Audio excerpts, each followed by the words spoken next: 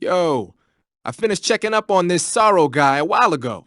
Thought you guys already knew, though, that he's dead. He's been dead for 2 years now. At Yarsk. You know, those cliffs you were at. And the boss is the one who did him in. Yep. 2 years ago, the boss was sent by the CIA on a secret mission to Yarsk. That's when she met the Sorrow, who'd gone back to the Soviet Union after the Cobras broke up at the end of the war. Except this time they were enemies. The boss killed the Sorrow herself and accomplished her mission. At least, that's what the records say. You okay, Snake? I sure hope not. Otherwise, the whole mission is shot. We're counting on you, pal. Yo, like Eva was saying, if you're looking to blow the whole place sky high, the best way is to take out those liquid fuel tanks with the C3. You know there's 4 tanks in there, right? You have to put C3 on all 4 of them. To plan a C3 charge, all you gotta do is equip the C3 and press the weapon button while standing in front of a tank. But make sure you don't plant it in the wrong place. You barely got enough C3 as it is, right? Good, man. And be careful, liquid fuel has a nasty habit of going off at the slightest shock. So don't go using any heavy firepower near the tanks unless you're aiming to get yourself barbecued. The C3 charges all have to go off at once if you want to bring down the hangar in one fell swoop. So if I were you, I'd wait until after you plant the last charge to start the timer mechanism. Once the timer's set, you've got 5 minutes until it explodes, right? Once the timer's set, you've got 7 minutes until it explodes, right? Once the timer's set, you've got 10 minutes until it explodes, right? Once the timer's set, you've got 15 minutes until it explodes, right? Once the timer's set, you've got 20 minutes until it explodes, right? So make sure you get your ass out of that place by then. I think that's about all I've got. The rest is up to you. Good luck, pal. Is it true, Snake? Way to go, my man! You really are the boss's apprentice. Yeah. There's no way eating a bioluminescent mushroom would cause your batteries to recharge. Beats me. Maybe it's all in his mind. Why not? You've seen how gullible he is. Sounds good to me. Ah, you're using the survival knife. Hey, wait. What'd you do with the knife I made you? That was a work of art. It had matches and fish hooks and thread and stuff in the grip. No way. Really?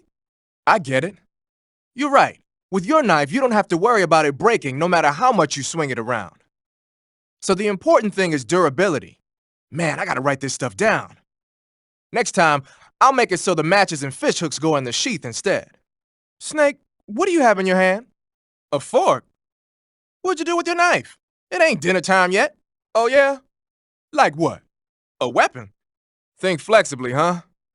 Thanks for the advice, man. I knew it. You are using it to eat.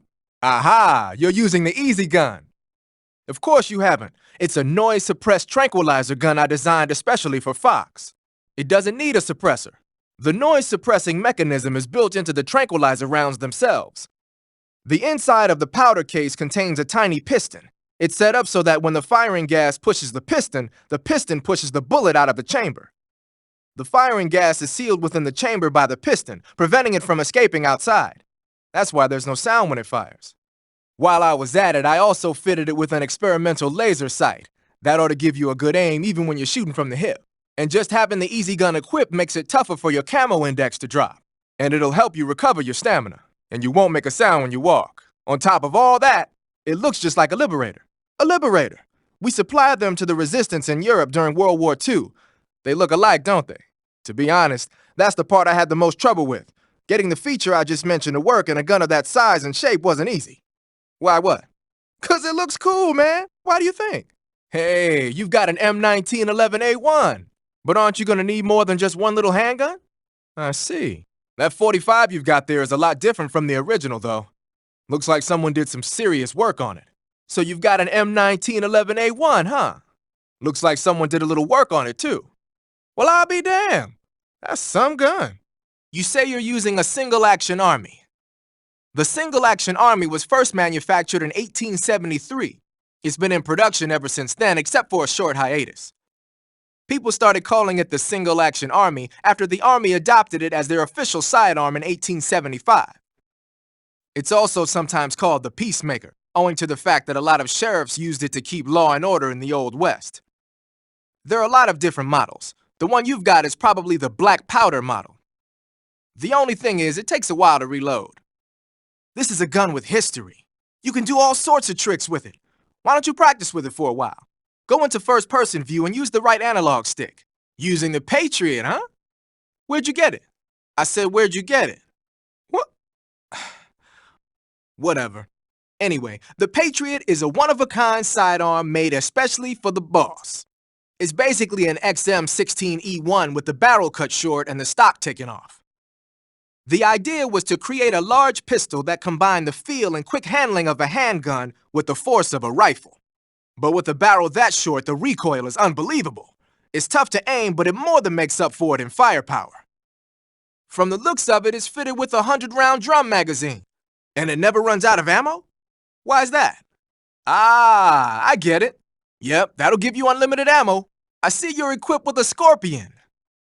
The Scorpion is a new type of small submachine gun made in Czechoslovakia. But you never used one, right? Well, they only started making it 3 years ago, after all. There are a bunch of different models of Scorpion. What kind of rounds does that one take? Then it's gotta be the VZ61. The Scorpion is different from a lot of other submachine guns in that it operates on a closed bolt system. So you get a high degree of precision even when firing in semi-auto mode. Another special feature on the Scorpion is the rate reducer, a mechanism that also functions as a shock absorber. What it does is lock the bolt in place for a split second when it's in the rearward position. That keeps the firing rate down to a reasonable level and also helps make the gun easier to control when firing in full auto mode. The Scorpion's firing rate is 750 rounds per minute. It ought to be a heck of a lot easier to control than the Mach 11, which has a rate of 1,200 rounds per minute. You should be able to handle it with one hand no problem in semi-auto mode. In full auto mode, you could probably manage short bursts. And it looks like that one's fitted with a laser sight, too. The Soviets probably developed this one on their own. You can't use the aim button to aim from the shoulder, but with the laser sight accuracy, it shouldn't be that big of a problem. Snake, you've got a... No, it's not an AR-15. It's an XM16E1, a top-of-the-line rifle that the Army adopted recently on a trial basis. The U.S. military was working on a new concept for a light infantry weapon from the late 40s through the mid-50s. In the end, they decided they wanted a .22 caliber high muzzle velocity rifle with full auto capability. What they came up with was the AR-15, the so-called black rifle. The one you've got there, the XM16E1, is a modified AR-15 that's been fitted with a bolt forward assist. I heard they're doing performance evaluations down in Southeast Asia. That's my guess. But that thing looks a lot different from a regular XM16E1. There must have been a gunsmith present at the field test who made all these modifications on the spot. The fact that it's painted in camouflage colors shows that more and more people these days are starting to realize the importance of camouflage. Yep. That's a nice feature to have for a recon unit on a sneaking mission deep in enemy territory. You can attach and detach the suppressor by opening the weapon window and pressing the enter button. Oh, and the firing mechanism's been modified to enable 3-shot bursts. These days, a lot of new recruits aren't used to firing in full auto mode. They have no trigger control and end up emptying the whole clip at once. Maybe they were experimenting with ways to prevent that and came up with the burst mechanism as a possible solution. Hey, give it a chance. It might come in handy. Open the weapon window and press the action button to switch between semi-auto, full auto, and 3-shot burst modes. Have fun with that. Got yourself an AK-47, huh? The AK-47 is the official assault rifle of the Soviet Army. The first model was completed in 1946, and in 1949, it beat out all its competitors to become the standard assault rifle of the Soviet military. It uses 7.62mm by 39 rounds developed in 1943 and a 30-round box magazine originally designed for a different assault rifle. You can aim it from the shoulder by equipping it in first-person view and holding down the aim button. It's sturdy and extremely reliable with high power and precision. There's no better assault rifle in the world.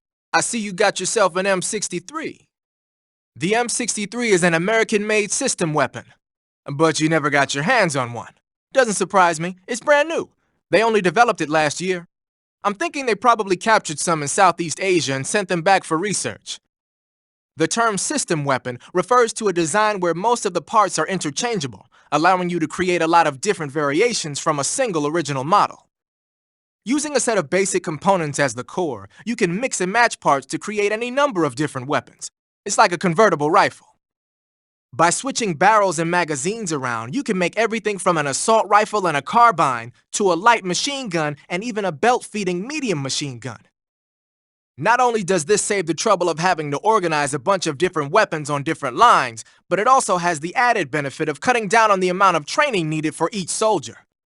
Most of the parts are made by presswork and lost wax casting, so they can be manufactured in countries that lack a developed technological base. The variation you've got there is the belt-fed light machine gun. It was originally designed for use in squad support missions. Yeah, you won't find a lighter weight light machine gun than that. It ought to be pretty easy to handle in the jungle. Make good use of it. Ah, you've got an SVD. That's the Soviets' top-of-the-line semi-automatic sniper rifle, adopted just last year. SVD stands for the Russian words that mean Dragunov Semi-Automatic Sniper Rifle. For a long time, the standard Russian sniper rifle was the Mosin Nagant.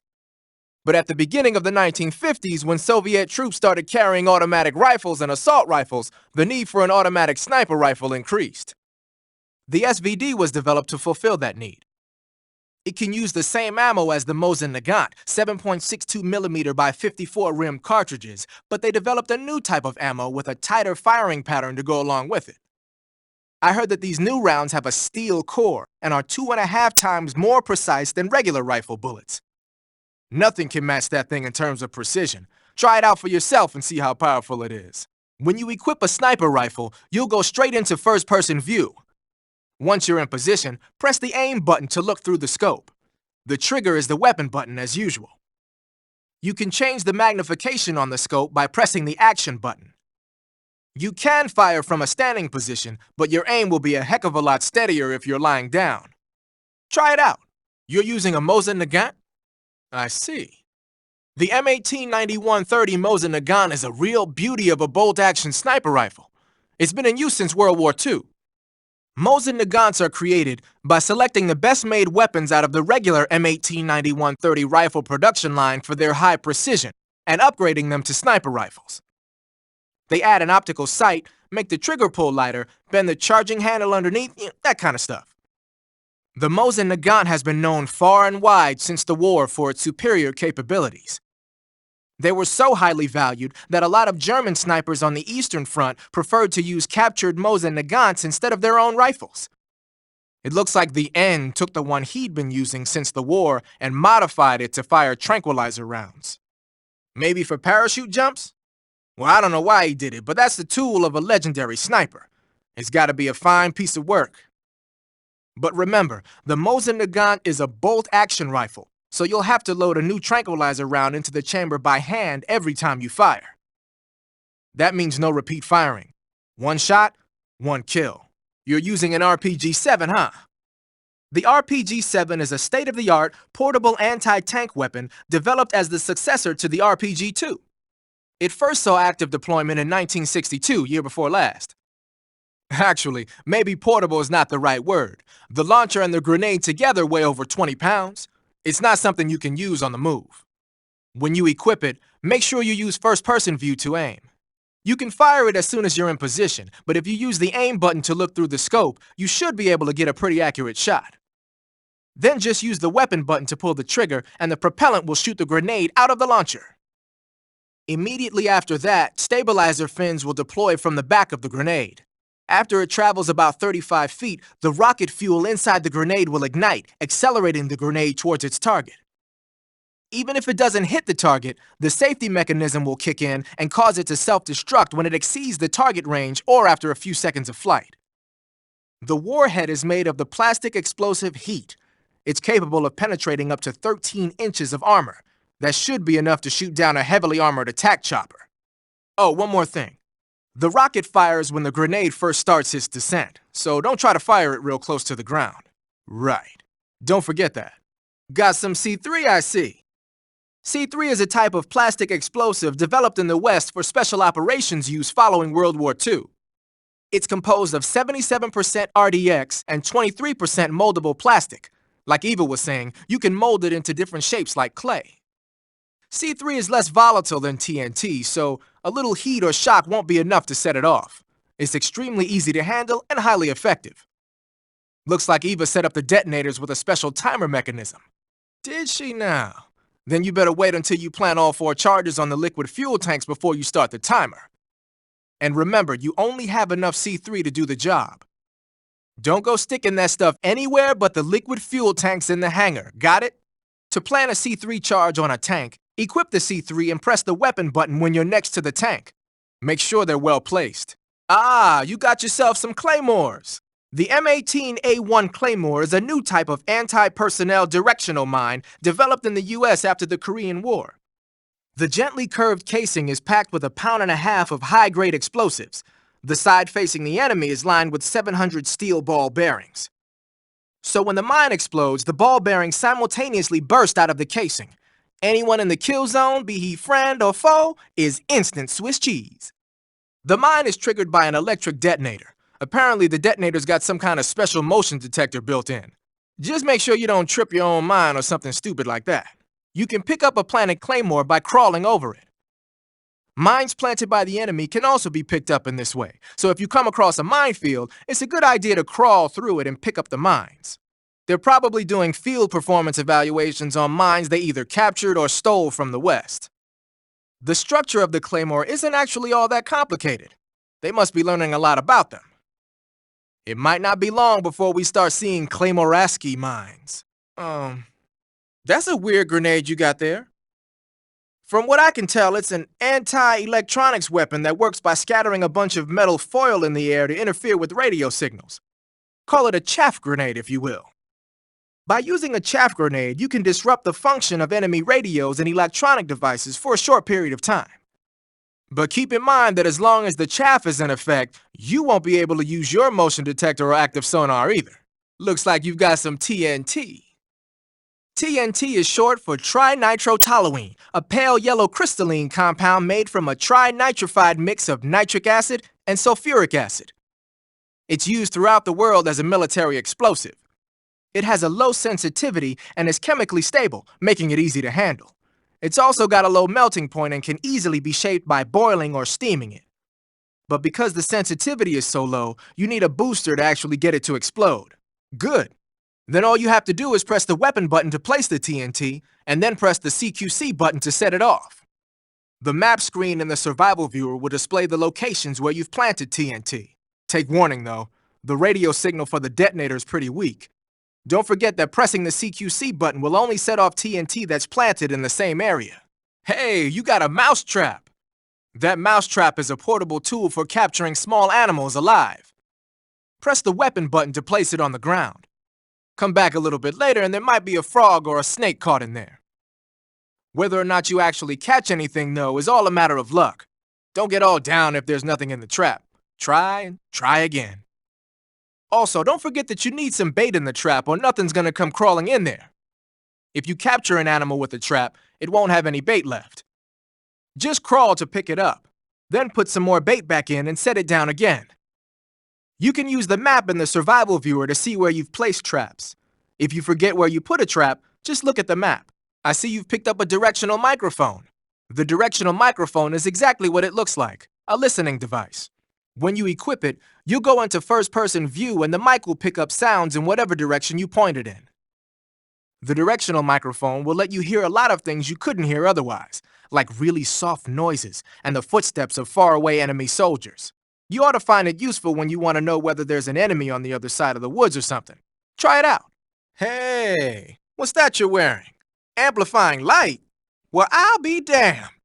They're working on something like that here in the States, but so far it's not viable unless it's coupled with an infrared searchlight. And now the Russians have something you can carry with you. Anyway, those goggles should give you a decent visual range even in dark places. But don't look at anything bright like fire or it'll get burned into your eyes and you won't be able to see for a while. Be careful. Using the mine detector, huh? When you equip the mine detector, it lets you know with a sound if there are any claymore mines nearby. A mine detector is basically a metal detector, so ordinarily it reacts to scrap iron the same way it reacts to mines. They say that only about 1 out of every 100 objects it responds to is an actual mine. Not exactly what you call reliable, So they're researching other ways to detect mines, like sniffing for molecules given off by explosives and using a kind of underground radar. One of these days, they might actually make something that works. But the one you're using is apparently set up so that it only reacts when it finds a claymore on the ground. No need to worry about it being fooled by anything other than a mine. Snake, what are you doing? A cardboard box? Why are you... Destiny? Not even a little. Man, I don't want to know what you mean. Between you and Paramedic, is everyone but me that is hooked up with a Major Strange? Yeah, well, anyway, I suppose even that dumbass box might make a decent disguise if you wear it inside a building. Snake, you smoking a cigarette?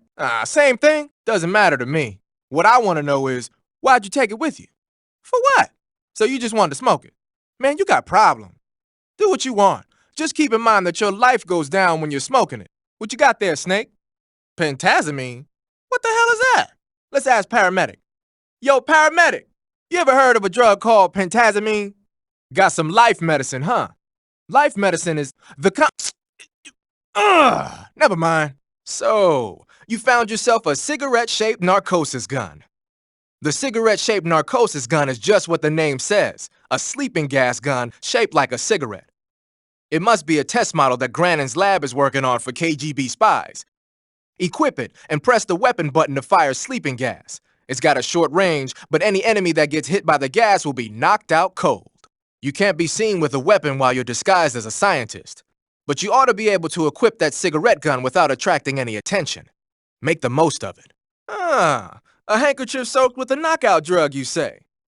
With that thing, I'll bet you could put the enemy to sleep just by grabbing them in CQC. You could also press the weapon button to wave the hanky around and spread the knockout drug that way. But there's only enough drug for one use, so you'll have to go soak it if you want to use it again. You should be able to find some sort of anesthetic around there. The Mark 22 is a tranquilizer gun.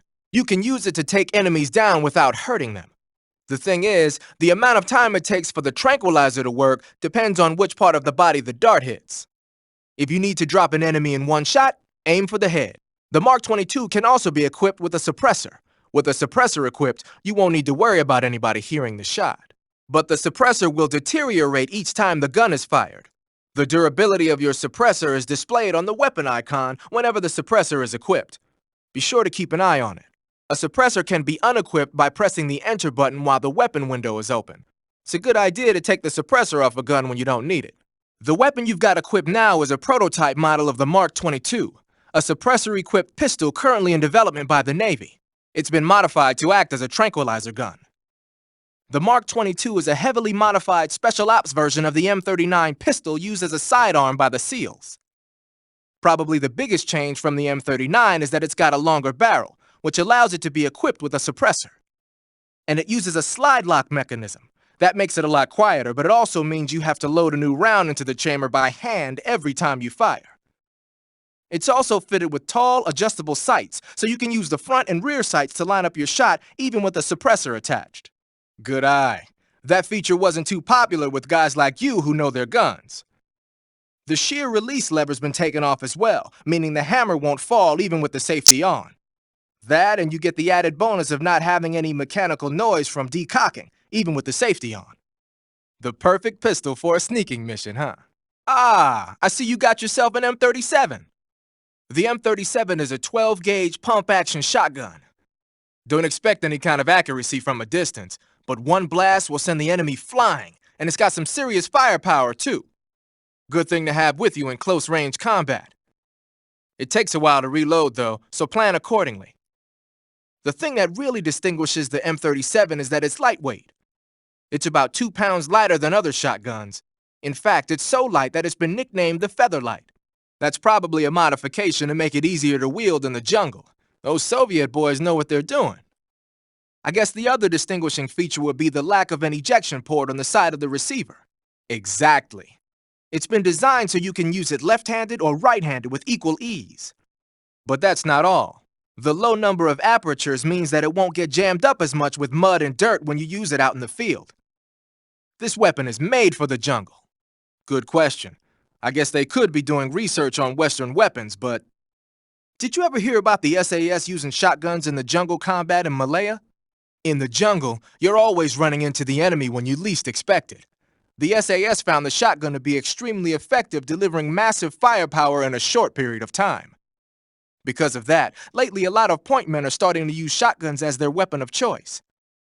Vogan's men might be trying that tactic out for themselves. A torch?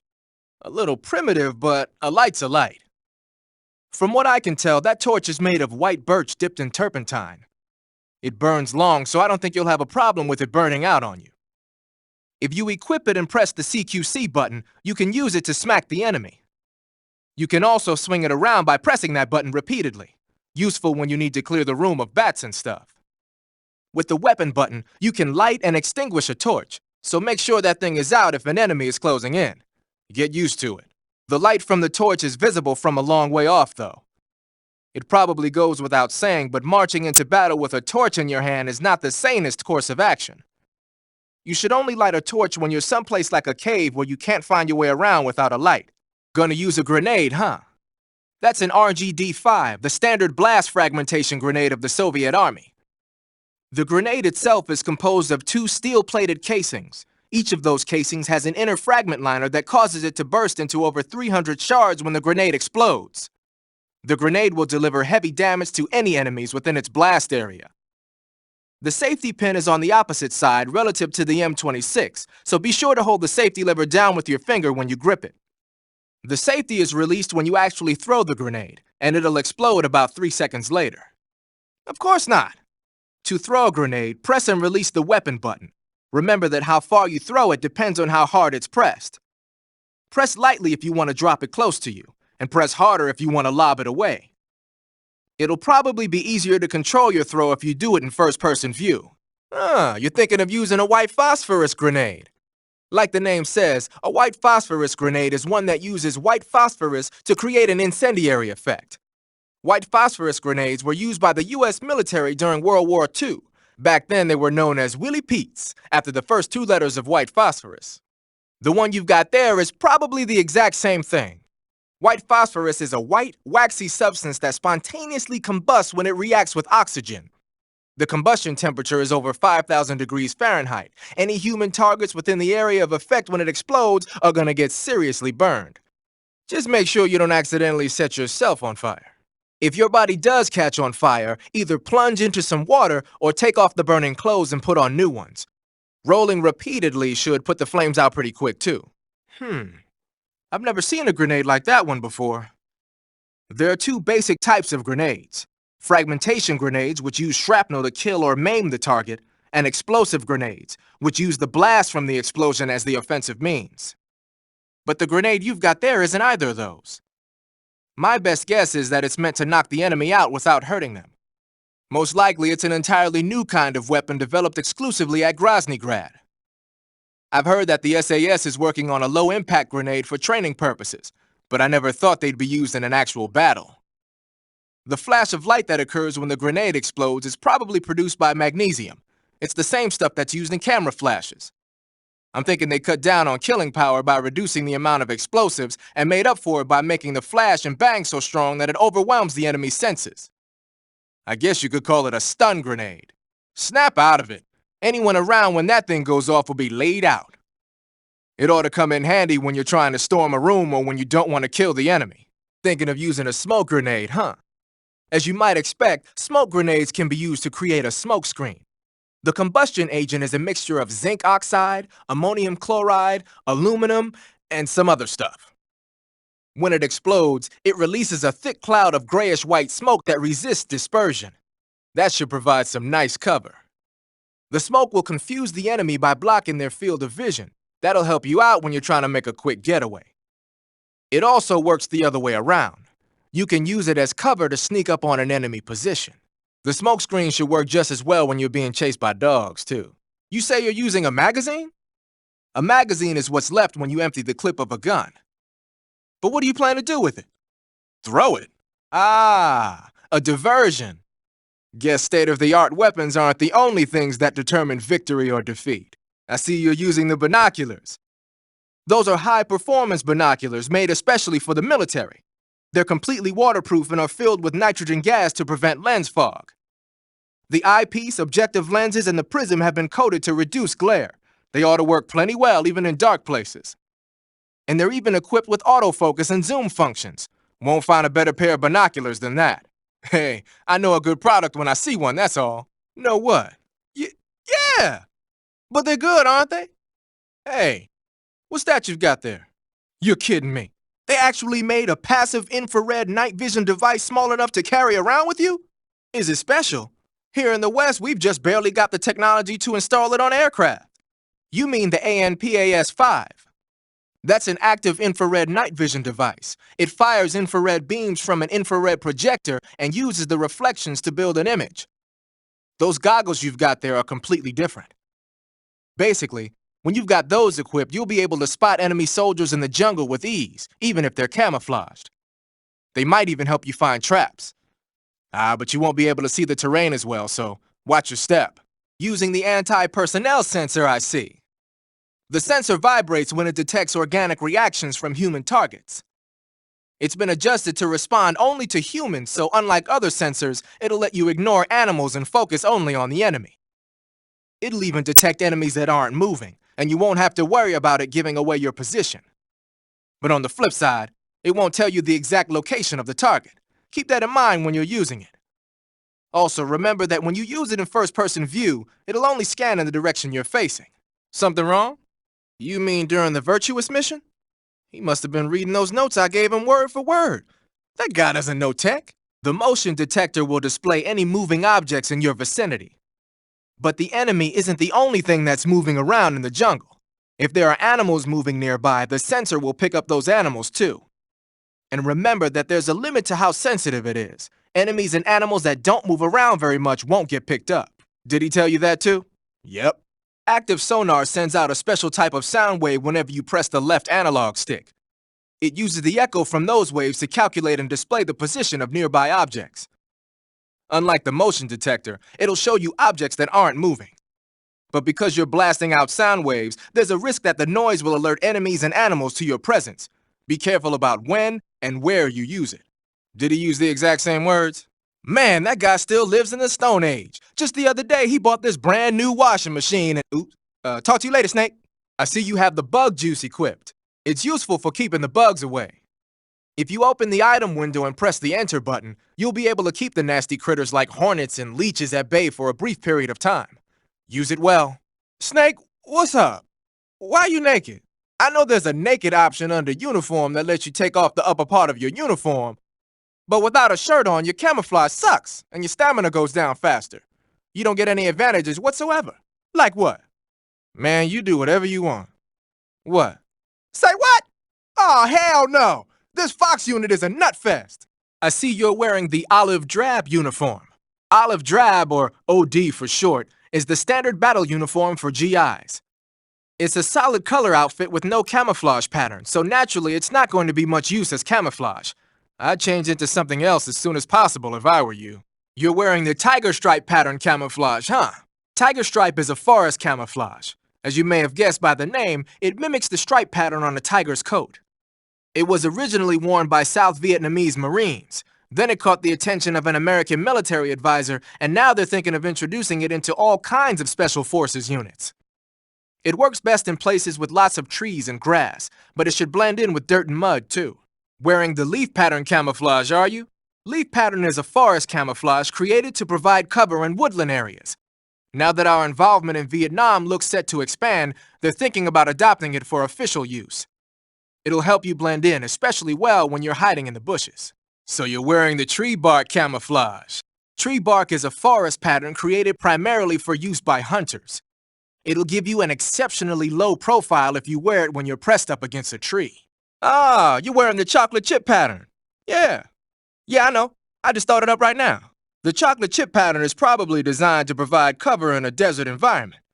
It should work best against a sandy or rocky background, 'cause that's what it reminds me of. Those little round cookies that Major's always snacking on? Major. Snack, tea, same thing. Uh-oh, here we go again. Talk to you later, Snake. Looks like you're wearing the splitter pattern camo. Splitter was used quite a bit in World War II on German aircraft and stuff.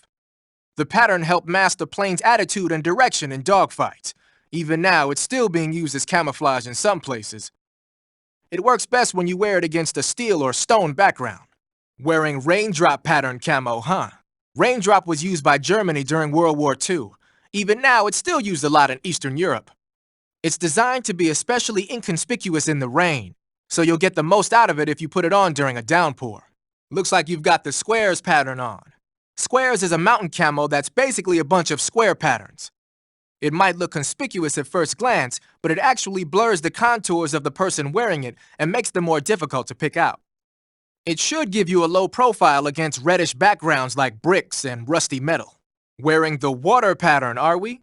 The water pattern was used a lot by the old German Defense Force. Even though it's called the water pattern, it wasn't designed specifically to blend in underwater. They only gave it that name because the pattern resembles the waves on the surface of a pool of water. But still, it really does look like it could be confused for liquid waves. It might conceal you underwater. Haha, so you're wearing the black camouflage. The black uniform isn't really camouflage. It was intended to have a psychological shock effect on enemies in hostage rescue operations and stuff like that. But it should also make you pretty hard to see if you wear it in a dark environment. And it might also work on black, earthy surfaces like you'd find in swamps. The camo pattern you're wearing now is called snow. Snow, as you might have guessed, is a winter camouflage developed to provide cover in a snowy environment. It's not solid white, though. It's got a little bit of vegetation pattern mixed in, too. It should work pretty well if you wear it against a white background. Those are some funky clothes you're wearing. Looks like you got yourself some funky clothes there. Sneaking suit? What's that all about? Huh.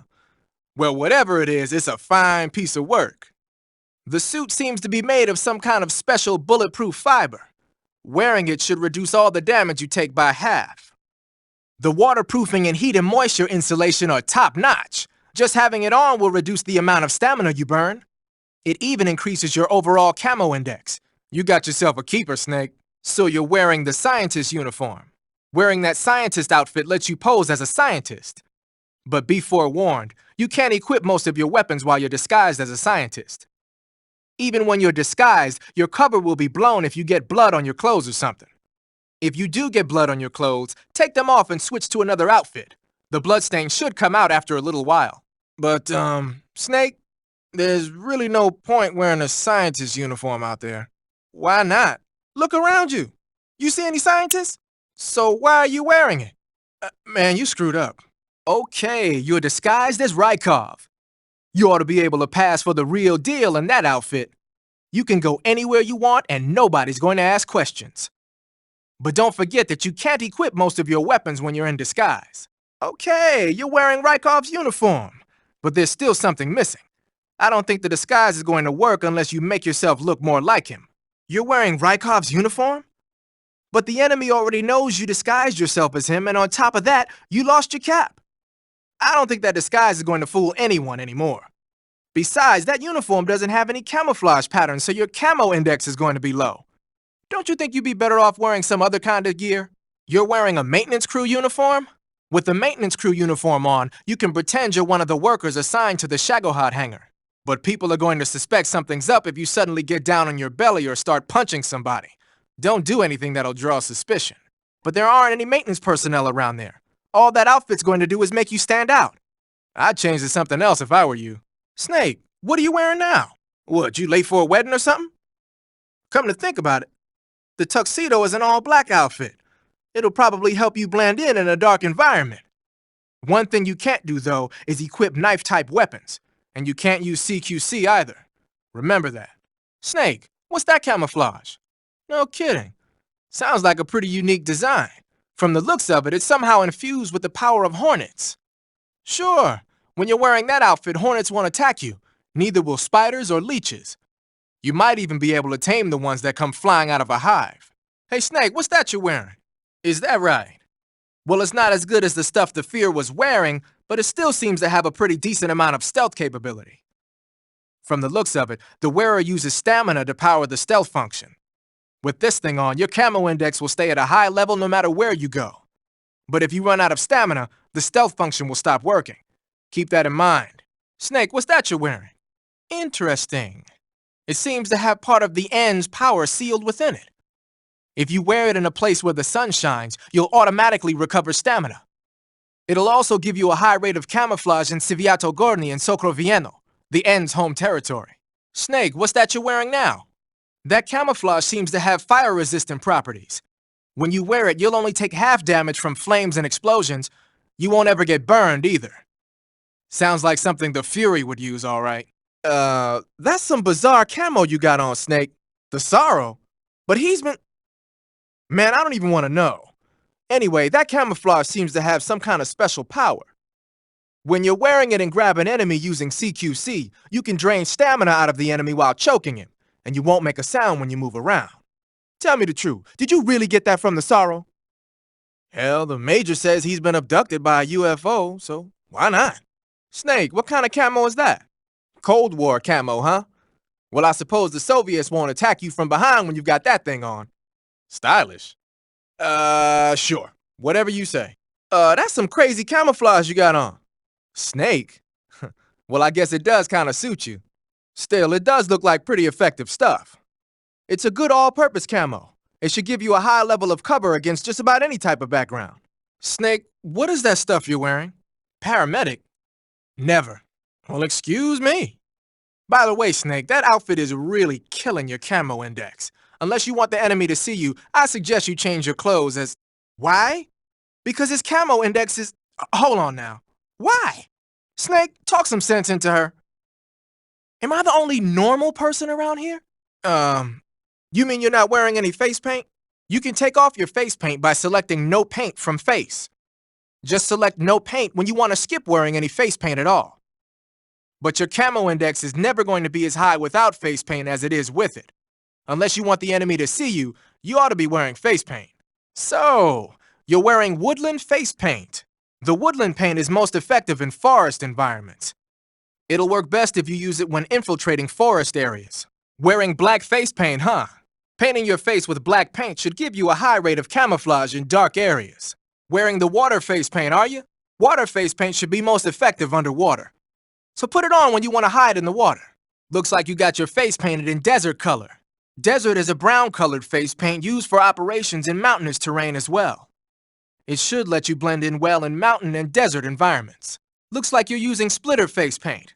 Splitter is an indoor face paint. Painting your face with splitter should help you blend in better when you're infiltrating a building. You're wearing snow face paint. Snow face paint was designed for use in Arctic operations. It's most effective against snowy backgrounds. Snake, what's that face paint you're wearing? Kabuki? Get out of here! From who? Figures. Well, whatever it does, it doesn't make for very good camouflage. Yeah, you should switch to another kind of paint. Oh, Snake, your face paint is... Zombie? What does that mean? Hello, paramedic. Never. Can't say I have. Missed it. Yeah, well, anyway, that face paint doesn't look all that useful. Go ahead and wear it if you want, but I think you should change to... Why not?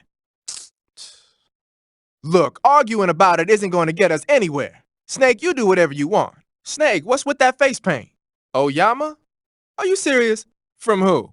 Never mind. In any case, that face paint doesn't seem to work very well. Your camo index is way down. Unless you want the enemy to see you, I'd change to something else. Let me guess. You were just getting to like it. Fine, get yourself shot. Ah, you're wearing the mask. I made it myself. Pretty good work, don't you think? A while back, they were planning to disguise someone as this one GRU officer and send him in to steal some secret documents. I created the mask for that operation. But then the mission ended up being canceled. And then the Major came and told me to throw it out. Can you believe that guy? Are you kidding? Tossing a superior quality product like that into the garbage without using it will be an insult to science. So I decided to use it to hide your face from the crew of the gunship during the Virtuous mission. So I decided to sneak it into your gear. Of course it is. Everything. But if I had to pick one reason, I'd have to say it's because it's the first mask ever that can blink its eyes. What's that? That's a good one, Snake. You crazy, man. Are you even listening to me, Snake? Where's your common sense? Damn. A cap shaped like a crocodile head, you say? I think it's a great idea.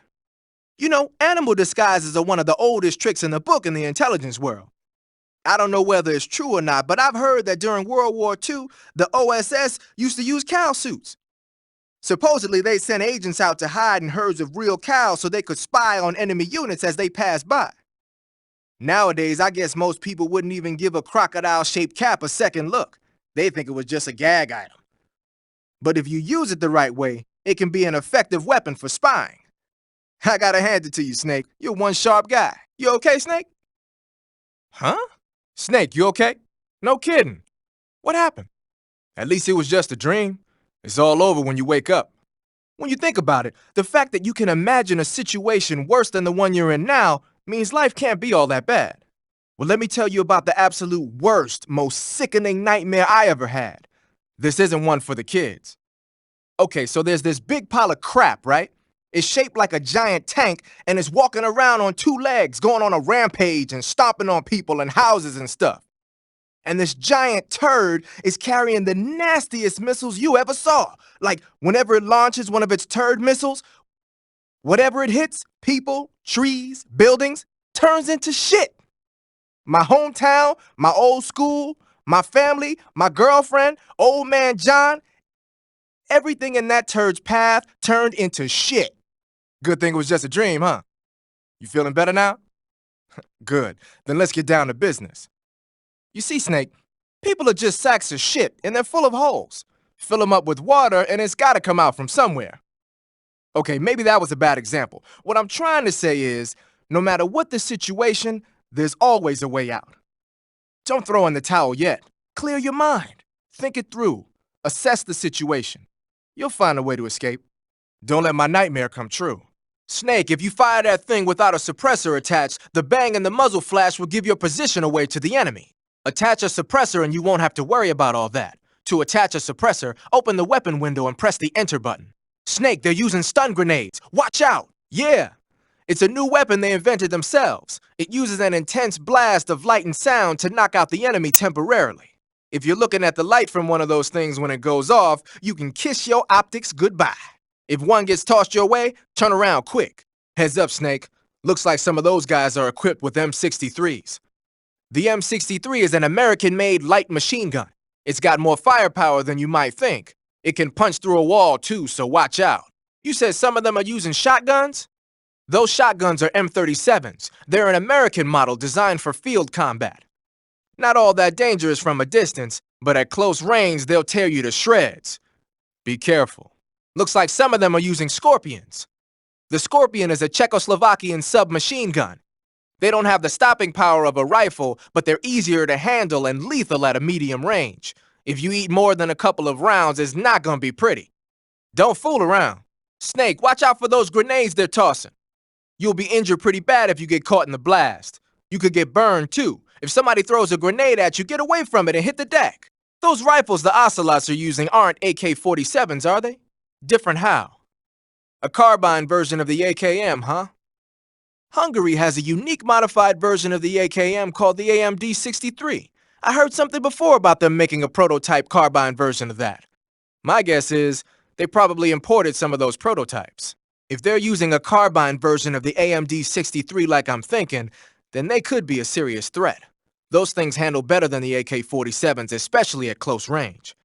And don't forget, the Ocelots are elites. They're going to be better shots than normal Spetsnaz, and you're that much more likely to get seriously hurt. Keep your eyes open. That guy is using a single-action army. It's a 6-shot 45 caliber revolver. The only drawback is that because it's a revolver, it's a pain in the ass to reload. Ocelot will be open to attack while he's reloading. Use that window to unload on him. Ocelot has 2 single-action army revolvers. That gives him 12 bullets in all. Keep a close eye on his remaining rounds. When he stops to reload, open fire. The Pain is said to possess the power to control his hornets at will. Watch out for insect-based attacks, especially his so-called bullet bees. The Pain doesn't just use hornets. He's got guns and grenades in his arsenal too. Be especially careful about those grenades. Snake, watch out for those bullet bees. Bullet bee is the pet name the Pain gave to a special type of hornet that he keeps inside his body. When the Pain gives the order, they fly at their target like bullets, burrow into his body, and eat away at his insides until he's dead. If you get hit by a bullet bee, go into the survival viewer right away and heal yourself on the cure screen. That being said, despite the name, a bullet bee is really just a type of hornet. They can't follow you into the water. If the Pain launches any at you, dive under the water. The Pain can supposedly use his hornets to create a copy of himself and confuse the enemy. If he does that, try and figure out which one is real and attack it. When he copies himself, the hornets that normally protect him will be used to create the double. That means you'll be able to damage him with a gun. But be warned, if you screw up and shoot the double, or you take too long to shoot, you'll get hit with a counterattack. You say he's using a Tommy gun? He's got a Tommy gun. The Thompson submachine gun, or Tommy gun, is a submachine gun that saw a lot of action in World War II. That thing can spit out 745 ACP rounds in a minute's time. Its sturdiness and reliability made it popular during the Korean War, and it's still the weapon of choice for a lot of special forces units. Sure, it's a little bit old-fashioned, but it still packs a nasty punch. Snake. The Fear is supposed to be wearing some kind of stealth camo. I don't know how it works exactly, but it seems to refract the light around it somehow to hide the person who's wearing it. This is the best camouflage I've ever seen. It's going to be tough to figure out where he is. But that doesn't mean he doesn't have a weak point. Apparently, wearing stealth camo really drains your stamina. When he's out of stamina, the camo will stop working. Don't miss your opportunity. Just because he's wearing stealth camo doesn't mean he's not there. You can still figure out his location by using your sensors. Make use of your motion detector and active sonar. The thermal goggles should help you out too. The Fear uses two kinds of crossbows, the Little Joe and the William Tell. The Little Joe is designed for proximity combat. It's not that powerful, but the reload time is short. The William Tell, on the other hand, is used for long-range combat. It takes a while to reload, but it's got loads of stopping power. Be careful. In addition to regular crossbow bolts, the Fear uses a variety of special bolts, like poison bolts and giant bolts. I've even heard he uses bolts with grenades attached to them. If you get hit by any of these, you're going to take some serious damage. Watch out. Sokrovieno Forest is a big place. It's times like this that the map function in the survival viewer can be your best friend. Not only does it show you the terrain and the places you've been, but you can also use it to figure out which locations the End has chosen for his sniping positions. Learn the terrain and try to catch the End off guard from behind. Hey, you've got thermal goggles, don't you? Use those and it should make it easier to find the End, even when he's camouflaged. A word of warning though, I've heard that when he's meshing with the forest, his body temperature drops so that it's just barely above the outside air temperature. He's probably going to be harder to find than your average grunt. Snake. Watch out for ambushes by the ocelots. Use your motion detector and active sonar to help you get ahead. That's not an ordinary flamethrower the Fury's using. Normally, flamethrowers use a mixture of napalm and gasoline for fuel. But from what I hear, that guy is using liquid rocket fuel. I'm guessing it's probably a mixture of UDHM, unsymmetrical dimethylhydrazine, and NTO, nitrogen tetroxide. I'm sure you've seen how potent that stuff is. The Fury's flamethrower is one hell of a weapon. Any frontal attack you make is just going to get swatted down by the flames. You've got to circle around him and attack from behind or from the side. The Fury is wearing a special flame-proof outfit made from a spacesuit. If it's tough enough to stand up to those flames he's belching out, grenades and white phosphorus grenades aren't even going to make a dent. Of course, if you manage to tear through that suit, then it's a different story. If you use a knife and engage him at close range, you should be able to rip right through that flame-proof suit of his. To get close enough to use your knife, try stalking up from behind him. But you've got more to worry about than not making noise. Any light you're carrying, like a cigar or a torch, will give you away. So when you're creeping up on him, unequip your cigar or torch. You broke through the Fury's flame-proof suit? Now grenades and white phosphorus should work on him. You can also try blowing up a drum when he's standing next to it. You can't fight if you can't see in front of your face. You need to be able to rely on your vision. You can try the night vision goggles, but keep an eye on the batteries. Don't look straight at the Fury's flames when you're wearing the night vision goggles, though, or you'll be blinded by the afterimage for a while. If he fires the flamethrower, either look away or take off the goggles. If the batteries in the night vision goggles are used up, you can use a cigar or a torch for light. But if you try and get close to him with the light on, he'll know you're there. Keep that in mind. Snake! What's going on? Snake! Snake! Snake! Come on, say something! Snake! Snake! Quit fooling around, Snake. Snake? Snake! Snake, don't quit on me now! Snake! Snake! Snake! What the hell happened? Snake! Snake! Watch out for Volgan's electric shock attacks. If he shocks you when you've got a gun equipped, the ammo in the magazine's gonna ignite and the gun will explode. Either fight without a gun equipped, or quickly press the weapon window button to unequip your weapon when you're about to get zapped. After Volgan unleashes his electric shock attack, you'll have a split-second opening. Use it to attack him. Volgan uses a technique where he holds a rifle bullet between his fingers and punches his opponent while simultaneously causing the bullet to explode with an electric shock. It's a punch, an electric shock, and a rifle shot all rolled up into one. You've seen the damage it can do. It'll tear you apart if it connects. Dodge and weave, Snake. Volgan can use an electric shock to detonate the gunpowder inside an ammunition cartridge. In other words, he can fire a bullet with his bare hands. If he starts to ignite bullets in your direction, take cover. You'll get nailed if you just stand there. Volgan seems to be deflecting bullets away by wrapping a powerful electromagnetic field around his body. You won't hit him if you fire at him from the front. If you're going to attack him with a gun, do it from the side or the back. Snake, try using a chaff grenade. The metal foil it scatters into the air should dissipate electric shocks and make them less painful. Snake, time is running out. Hurry up and take him down. Snake, the C3 exploded without a hitch. The explosion was smaller than what we had hoped for because the fuel tanks didn't catch on fire. Remember how the enemy spotted the C3 while you were busy with Volgan? They must have called in the EOD to remove the fuel from the tanks then. But still, the C3 alone should have been enough to take out the manufacturing line. That'll probably be the last one they'll ever make. You succeeded in preventing its mass production. Now you just have to do something about the one that Volgan is riding in. It's all yours. I can't believe you, man. You got a lot of nerve pulling something like that. Snake, leave the driving to Eva and focus on attacking. Use first-person view to pick off the enemies around you. If you've got a sidecar on your tail, you should take out the enemy in the side seat first. That'll take a big chunk out of its firepower. The Shagohod's machine gun has some wicked firepower, but you should be able to mess with its targeting system by shooting at the gun itself. If the machine gun starts strafing you, return fire. The Shagohod's missiles are radio-guided. You can disable the guidance system with a chaff grenade. Try it out. If it's too late to use chaff, shoot it down with your gun. I know that sounds kind of crazy, but if anyone can do it, you can. If you create an electronic disturbance with a chaff grenade, the Shagohod won't even be able to launch its missiles. So use your chaff grenades. If the Shagohod tries to bump into you, hammer on it with the RPG-7 or a grenade. Even if you can't destroy it, you should at least be able to trip it up a little. Snipe the C3 bombs planted on the rail bridge to blow it up. Normally, C3 is a chemically stable material. It's only when it receives a shock from the outside that it turns into an explosive. Eva's probably set those bombs up with detonators so they go off when they're disturbed by something. She must have done it to prevent them from being disarmed. Man, she thought of everything. Shooting those C3 bombs should set off the detonators and take the bridge down. Either the SVD or the RPG-7 would be good for this job.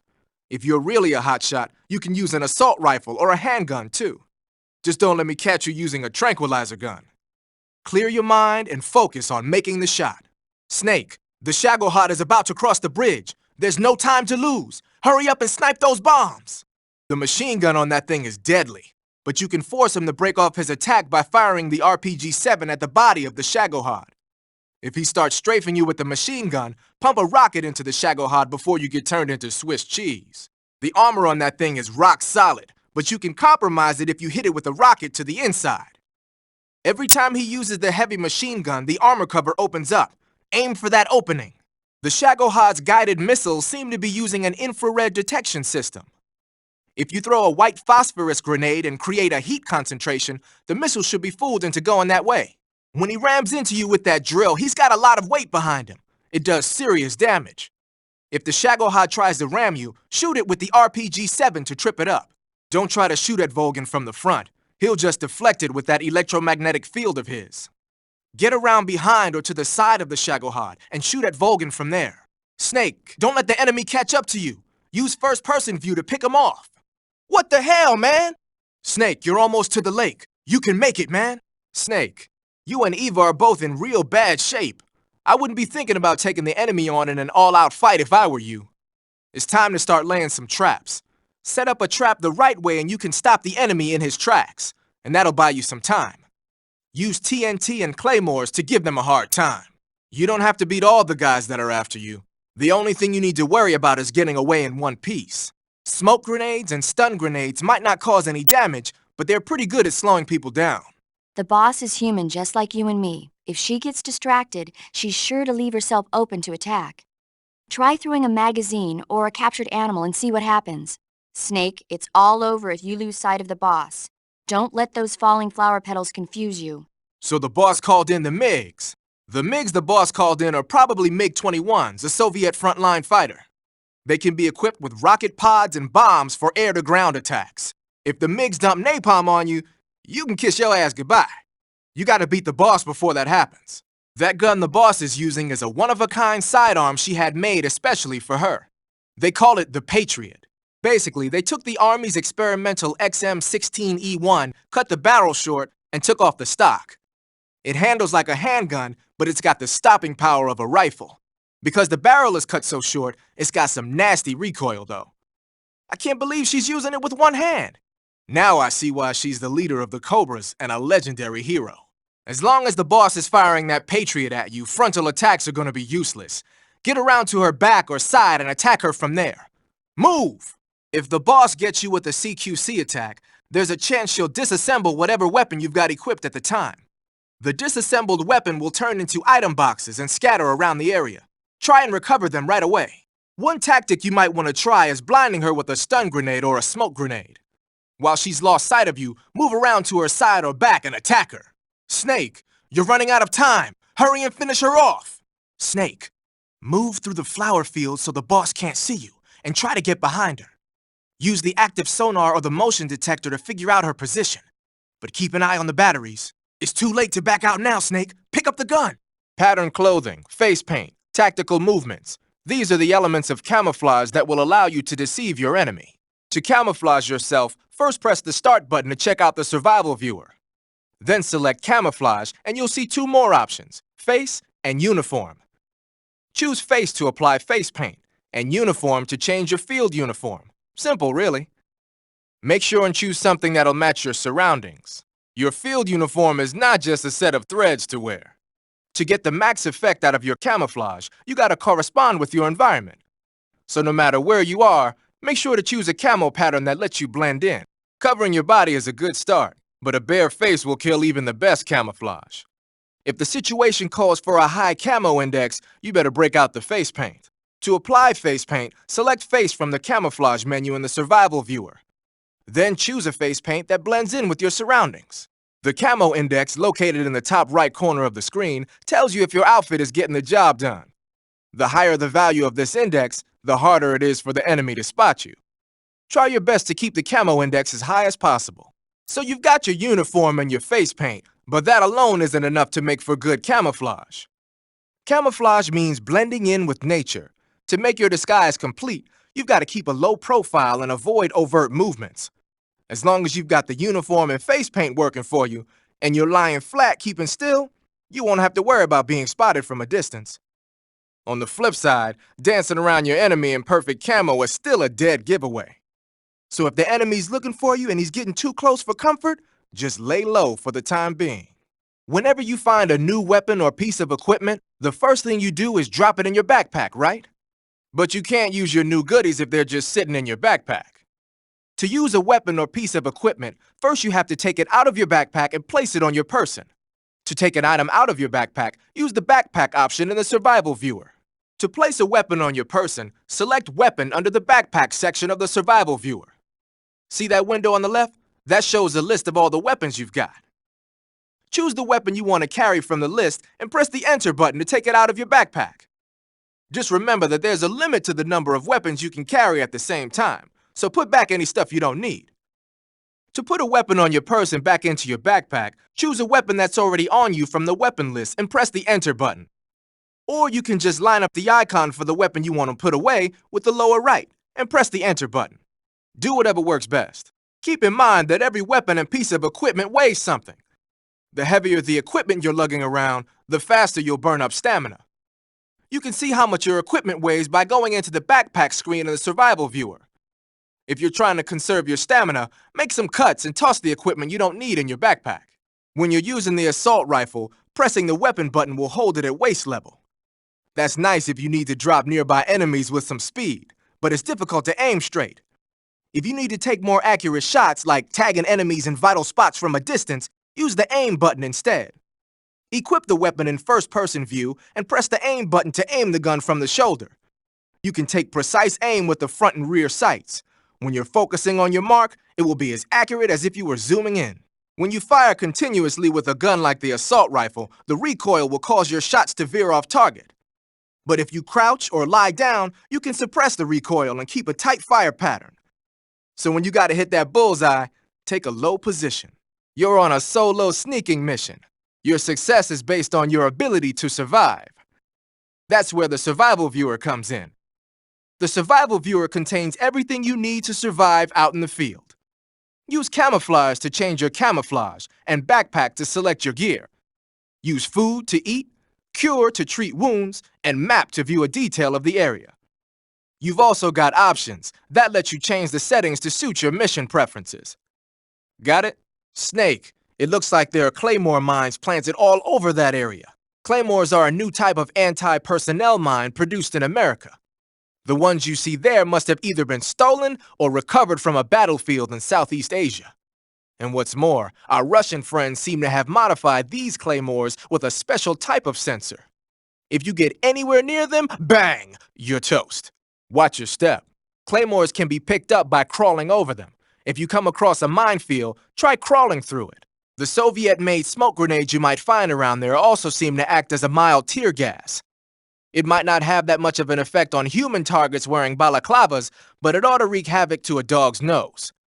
If you're being chased by attack dogs, give them a taste of a smoke grenade. As you might have guessed, those armories you sometimes run into are where they keep their ammo and other stuff. If you take out an armory, the enemy units in the area will have their ammo supply cut off. And if they know they're on their last leg, they'll use ammo a little more sparingly in a gunfight. Bottom line, if you blow up an armory, the enemy's firepower decreases. If you find an armory, you should try blowing it up with TNT or something. You'll be glad you did later on. A provision storehouse is where the enemy keeps their food. Enemy units in that area use it to stock up on rations. So if you happen to blow up a provision storehouse, the enemies in that area won't be able to get any more rations. Spetsnaz are people too. They gotta eat, or their stamina starts to go down. They might pass out more easily or lose their concentration and start to shoot less accurately. Who knows? They'll probably be a little more desperate for food just lying around. Basically, if you get rid of a provision storehouse, the enemies in that area will get physically weaker. To destroy a provisions warehouse, you'll want to use TNT or something like that. If you get spotted by an enemy riding a flying platform, they'll go into alert phase. The flying platforms themselves don't seem to be armed, but the pilots are carrying Scorpion submachine guns and grenades. The recoil on the Scorpion is low enough so that they should be able to fire one-handed in full auto mode. That gives them some serious firepower. The armor plating on the body of a flying platform is bound to be pretty thick. I don't think you're going to be able to penetrate it with a handgun or an assault rifle. When you're up against a flying platform, try and aim for either the pilot or the engine on the underbelly. The flying platforms have a searchlight attached to the front. If you knock it out, that should handicap its scouting ability. And in some cases, it might even have to go back to base for repairs. I bet it's locked by a punch card security system. Yep, instead of a regular key, it uses a card with holes punched in it. You're gonna have to get yourself a card key if you want to get it open. The light from the lamps will cause your camo index to drop way off. In other words, you'll be much easier for the enemy to see if you stand next to a lamp. Clappers, arrows, pendulums, all of these traps are set off by applying force to a rope. Don't touch the ropes and you'll be fine. Use rolling to get over them or just crawl under them. Either way ought to work. If you do set off a trap and an arrow or a spiked pendulum comes flying your way, you can still dodge it by immediately diving out of the way. Pit traps and snares are camouflaged into the ground to make them harder to detect. But if you look carefully enough, you can see them through the disguise. Try stalking to proceed with extra caution.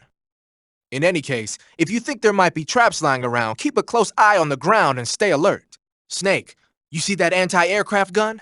That's a ZU-23, a light towable anti-aircraft gun that the Soviets started producing in 1957. It was designed for deployment in airborne units and motorized rifle divisions without their own self-propelled anti-air guns. It's got two 23mm air-cooled automatic cannons with a firing rate of 800 rounds per minute. They usually take a 6-man crew to operate, but you ought to be able to handle one by yourself. In addition to shooting at low-flying aircraft, you can also use them as machine guns to target light-armored land vehicles. I imagine they'd be more than a match for that new attack chopper of theirs, too. You can take over an anti-aircraft gun the same way you take over a gun emplacement. Stand next to it and press the action button. Use the weapon button to fire. Press the aim button to focus in on a target. Just remember that they've got limited ammo. Also, don't forget, you can't move around while you're using an emplacement. If the enemy's getting too close for comfort, press the action button to ditch it. Pronto. The one at the heliport? The Hind is armed with a 12.7mm machine gun on the nose and rocket pods and anti-tank missiles on the stub-wing hardpoints. Normally, you'd be crazy to try and fight it on foot. If it starts attacking with the machine gun or the rockets, take cover behind something as fast as you can. As for the missiles, you should be able to knock out their guidance system by using a chaff grenade to block the radio signal. Your assault rifle won't penetrate the Hind's armor. Try the RPG-7. If you don't use a rocket launcher or something with similar firepower, you won't be able to take it down. Eva said there was an RPG-7 in those mountains, right? With an RPG-7, you might stand a chance against the Hind. Go find it. If you can take over one of the anti-aircraft guns in the mountains, you'll be more than a match for that Hind. The Hind is a transport attack chopper that can carry personnel. It might drop some troops on you. Don't get caught off guard. The Hind is protected by heavy armor, but a rifle bullet might be able to penetrate through the cockpit canopy. Try using the SVD. That door sounds like it's got a pretty fancy electronic lock on it. Couldn't tell you. All I know is that you can't open it by any normal means. Why don't you ask Eva and see if she knows? I heard. The door seems to be set up to open in response to a radio signal on a specific frequency. Hey, you've got a device that transmits radio signals on different frequencies. Maybe you could use that to open it. But the key frequency is probably going to be different for each door. If you need to know which one, why don't you try capturing a scientist or a grunt around there and asking them? Okay, you're disguised as Rykov. You ought to be able to pass for the real deal in that outfit. You can go anywhere you want and nobody's going to ask questions. But don't forget that you can't equip most of your weapons when you're in disguise. Okay, you're wearing Rykov's uniform, but there's still something missing. I don't think the disguise is going to work unless you make yourself look more like him. Snake, the door of the cell is set up to open when it receives a radio signal on a certain frequency. If you only knew the frequency, you could use your radio to open the door. If you want to get out of a cell like that, the textbook method is to dig a hole. Do you see any place you could dig a hole? Snake, you've got to plant that C3 you got from Evo on the liquid fuel tanks. But you've got just barely enough for the job. Make sure you don't plant it anywhere but on the tanks. And even if you plant it in the right place, it'll all be for nothing if the enemy finds it. Try to plant the C3 as far away from prying eyes as possible. Once you've planted all the C3 charges, flip the switch on the detonation timer. The countdown will start right away. When it hits 0, the whole hangar goes sky high. You better be out of there before that happens. Snake, like I told you before, you gotta be careful when you get close to those liquid fuel tanks. The tanks are full of UDMH, unsymmetrical dimethylhydrazine. It's used in rocket and missile propulsion systems. Mess with a tank and boom, you're confetti. So do me a favor and don't shoot or throw grenades at any of the liquid fuel tanks. What's up? The one that was hauling the Shagohod in the Virtuous mission? No kidding. Then it must be some kind of new model. I've heard stories recently that the Soviets are developing a flying infantry combat vehicle. That's gotta be it. Yeah, a transport chopper with troop-carrying capabilities.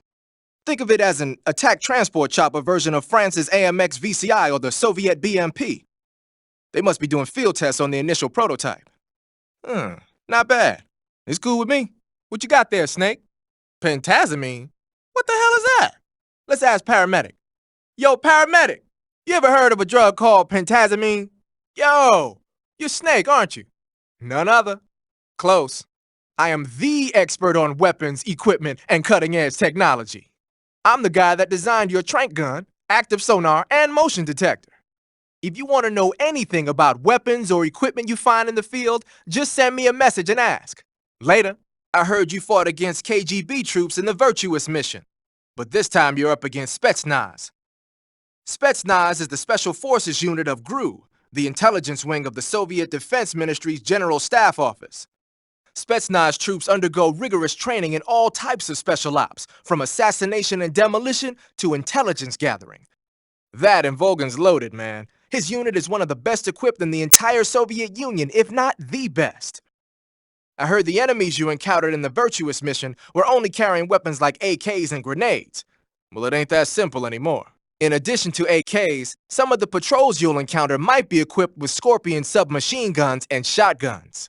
The Scorpion is even lighter than the AK, making it much easier to handle. Basically, a guy with a Scorpion is not gonna miss you as often as with an AK. The shotgun is a powerful weapon. One blast is enough to floor you and you're likely to be seriously wounded. Watch for that, man. Hey, Snake, remember back at the abandoned factory when you whittled the grip of that 45 down?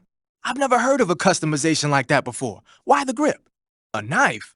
You're gonna keep the knife and the gun both at the ready? Why would you want to do that? Badass. So that's that. You know that army motorcycle that Eva was riding? That's a replica of a German model. Yeah, after World War II, the Soviets confiscated an entire assembly line from a German motorcycle factory, machines and all. Exactly. Originally, that motorcycle was designed to be used with a sidecar attached. That means it's got enough power to drag a 200-plus pound sidecar around. Uh-huh. Of course, it takes a lot of skill to be able to control that much power. That Eva chick is something else. Snake, you said Eva said her Mauser was a Type 17, right? That model was produced in the 1920s in a weapons lab in the Shaanxi province in China.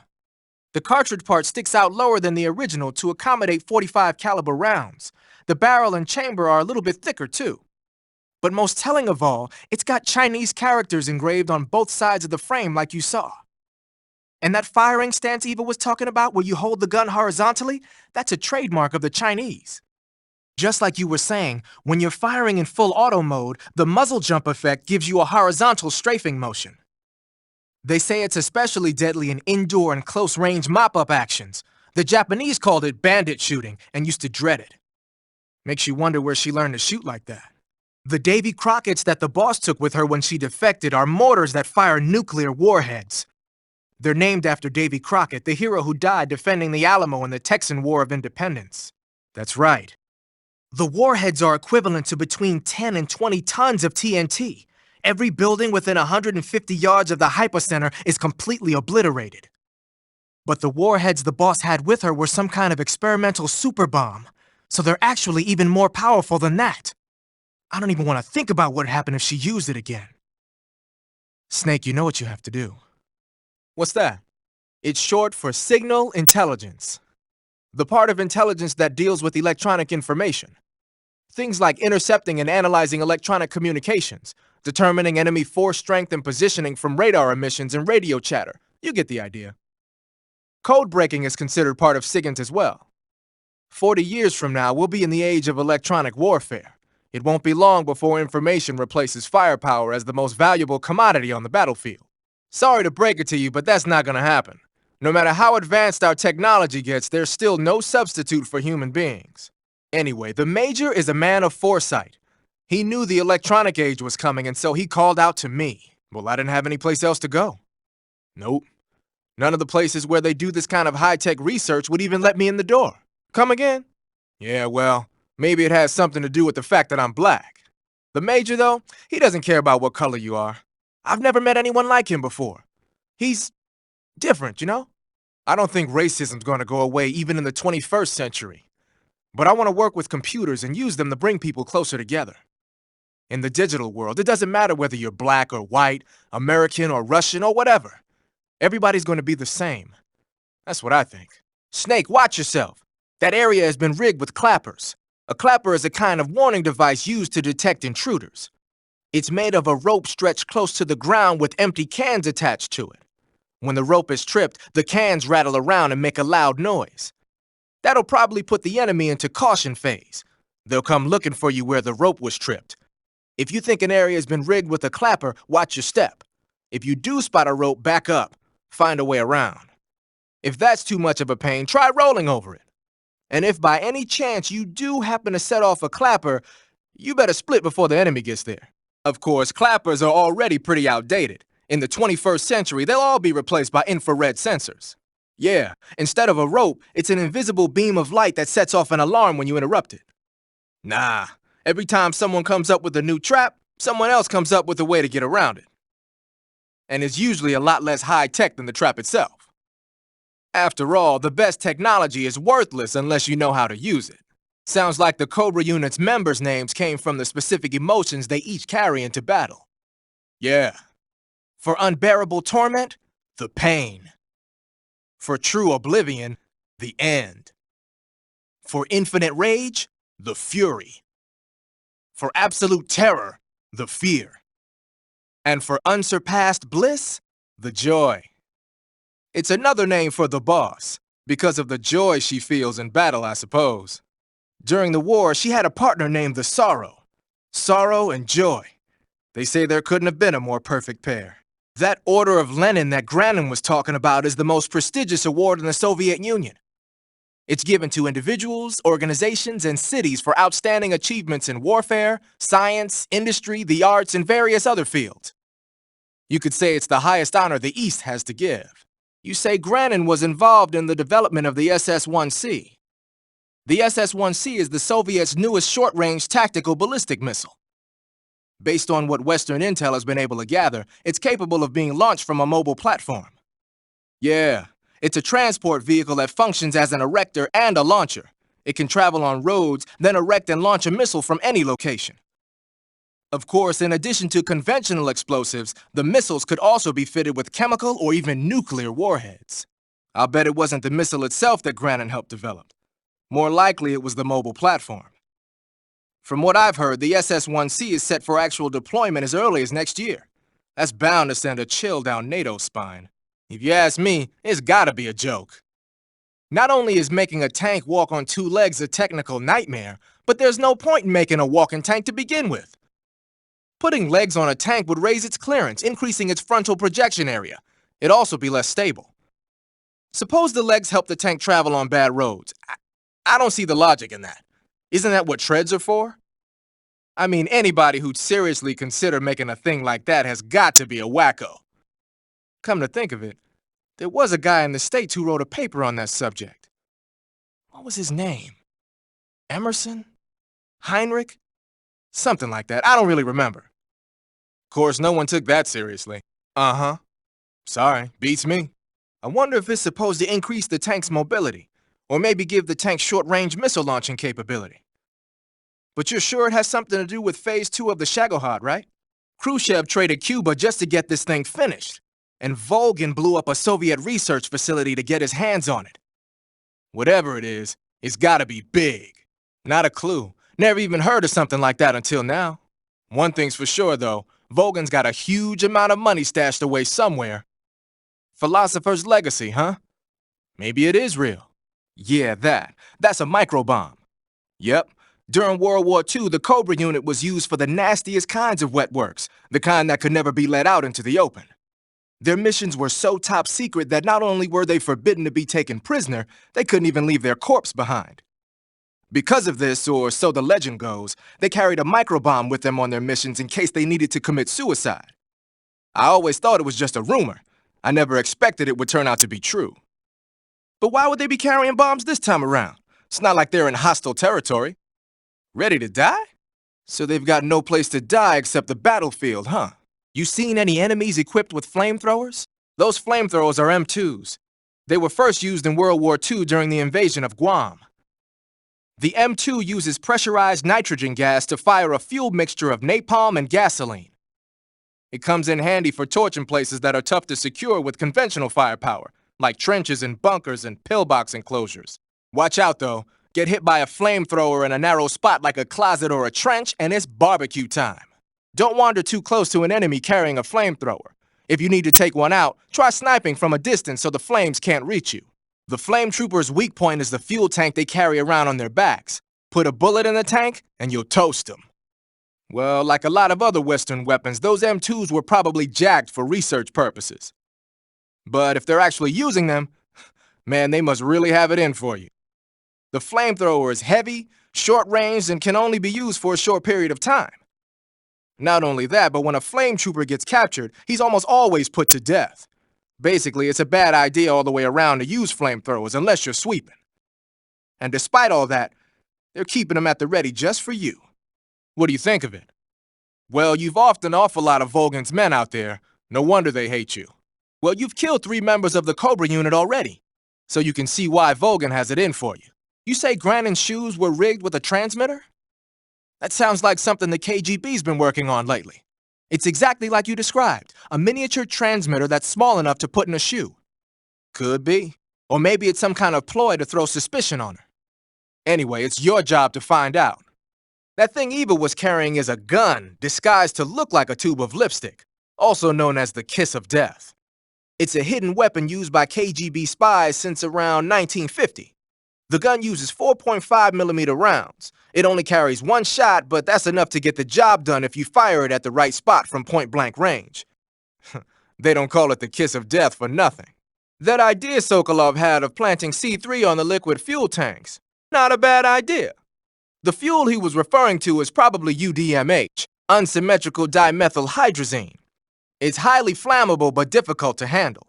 If you can blow it all up at once with C3, it'll take the entire weapons lab with it, no doubt. But that's only if you manage to plant the C3 in the right place on each tank. So don't screw it up. There seem to be traps planted throughout that area, and they look a little primitive. Maybe it's part of some kind of tactical research. Yeah, as I'm sure you know, the Soviet Union is leading a worldwide revolution among communist forces all over the globe. But a lot of the countries involved don't have the necessary funds and industrial technology, so they need tactics that are both effective and economical. Yeah, and traps are one of the best ways to do that. I'll bet that place is one of their testing grounds. You say they have flying platforms out there? Flying platforms are a type of personal VTOL aircraft. Yeah, back in the 50s, they were supposedly going to be used for scouting and patrol missions, as well as to spot for artillery units and transport troops into rough territory. They even got an initial prototype off the ground in 1955. But the thing wasn't fast enough, and there were problems with getting it to stop and turn in midair, so they ended up scrapping the project. The ones you see there were built by the Soviets after they got their hands on the American design plans. The American model used a pair of contra-rotating rotors to generate lift, but those Soviet models seem to be using jet engines instead. They must have kept going with their research after the US abandoned its own project. Now they've finally overtaken us. You gotta give them credit for sticking with it. They sicked attack dogs on you? People have been using dogs in wars since before recorded history. The Greek and Roman armies used to send out packs of dogs with spiked collars to charge at enemy ranks. Attack dogs were regularly employed in the First and Second World Wars as well. Traditionally, dogs have been used to keep watch, send messages, and assist in search operations. Then the Soviets came up with a new idea, using them to carry bombs. Yeah, they were trained to dive beneath tanks carrying a payload of bombs. Apparently it worked pretty well, but the Russians messed up, man. They used their own tanks for the training. Turns out the dogs kept going after Russian tanks and blowing them up, so the plan was scrapped before it got off the ground. Well, I don't think you need to worry about those dogs exploding on you. They don't seem to be the bomb-carrying type. But they are highly trained in tracking and detection. Don't underestimate them. They're excellent trackers and ferocious fighters. Attack dogs move fast and are deadly in proximity encounters. They'll pick up your scent and use it to track you, so it'll be hard to shake them off. In a way, they're more dangerous than any human opponent. Be prepared. Those gun emplacements are DSHKs, a large-caliber machine gun officially adopted by the Soviet Army in 1939.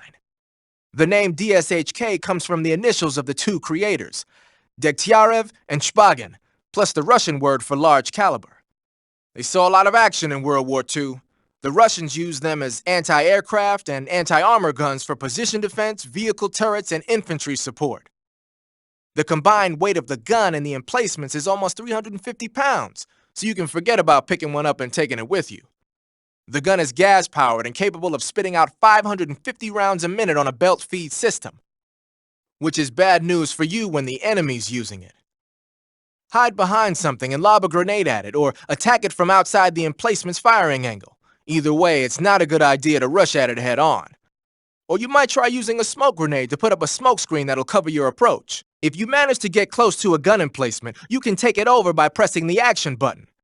The weapon button controls the trigger. Beware though, the ammo supply is limited. To move away from a gun emplacement, just press the action button again. Use it when you need the upper hand. The armored vehicle you see there is a BTR-152. The BTR-152 is an armored personnel carrier that was first developed in 1948. The design was based on the ZIL-151, a medium-sized six-axle truck. It was supposedly created primarily for use in motorized rifle divisions. Besides the standard two-man crew, it can carry up to 17 fully armed personnel in its personnel transport chamber. But stealing an armored transport and driving it around isn't part of the mission, bruh. Just leave it alone and keep going. Snake, that's an MAZ-535, a Soviet-built 8-axle tractor truck. During World War II, most of the heavy transport trucks the Soviets used were supplied by the US. But apparently their performance wasn't quite up to the standards of the Soviet military. The problem only got worse after the war as the size of the Soviet strategical rocket forces grew larger.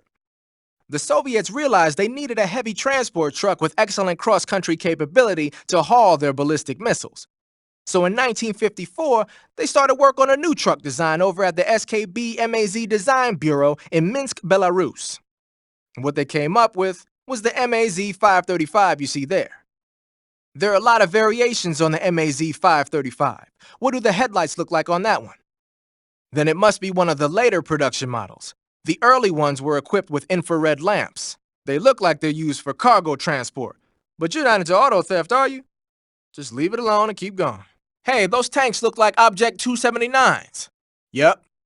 We don't have a lot of details yet, but apparently they're a kind of heavy tank designed to operate in situations involving the use of tactical nuclear weapons. They're distinguished by 2 sets of double treads and a disc-shaped shield, which keep it from flipping over in a nuclear blast.